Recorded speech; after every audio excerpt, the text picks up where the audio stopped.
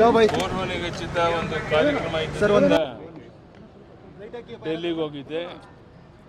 ಇಷ್ಟಾದರೂ ಸಹ ನಾನು 17ನೇ ತಾರೀಕು ವಿಚಾರಣೆಗೆ ಬರ್ತೇನೆ ಅಂತೇಳಿ ಮುಂಚೆನೆ ಲಿಖಿತ ಮೂಲಕ ನಾನು ತಿಳಿಸಿದೆ.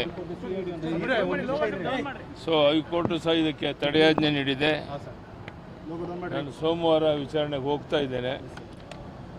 ಅನಾವಶ್ಯಕವಾಗಿ ಗೊಂದಲ ಉಂಟು ಮಾಡುವಂಥದ್ದು ಕೆಲವರು ಮಾಡಿದ್ರು. ಯಾರನ್ನು ನಾನು ದೂರಕ್ಕೆ ಇಷ್ಟಪಡೋದಿಲ್ಲ. ವಾಸ್ತವಿಕ ಸಂಗತಿಗಳು ಎಲ್ರಿಗೂ ಗೊತ್ತಿದೆ. ಥ್ಯಾಂಕ್ ಯು, ಧನ್ಯವಾದ. ಬಹಳ ಜನ ಹೇಳ್ತಾರೆ ಸರ್, ಇದು ಉದ್ದೇಶಪೂರ್ವಕವಾಗಿ ರಾಜಕೀಯ ಷಡ್ಯಂತ್ರವನ್ನು ನಾನೀಗ ಯಾರ ಮೇಲೂ ದೂರಕ್ಕೆ ಹೋಗೋದಿಲ್ಲ. ಕಾಲವೇ ಎಲ್ಲ ತೀರ್ಮಾನ ಮಾಡುತ್ತೆ. ವಾಸ್ತವಿಕ ಸ್ಥಿತಿ ಏನಂತ ಜನರಿಗೆ ಗೊತ್ತಿದೆ. ಸೊ ಯಾರು ಈ ಥರ ಕುತಂತ್ರ ಮಾಡ್ತಾ ಇದ್ದಾರೆ ಅವರೆಲ್ಲರಿಗೂ ಸಹ ತಕ್ಕ ಪಾಠ ಜನ ಕಳಿಸ್ತಾರೆ. ಅದ್ರ ಬಗ್ಗೆ ನಾನು ಚರ್ಚೆ ಮಾಡೋಕ್ಕೆ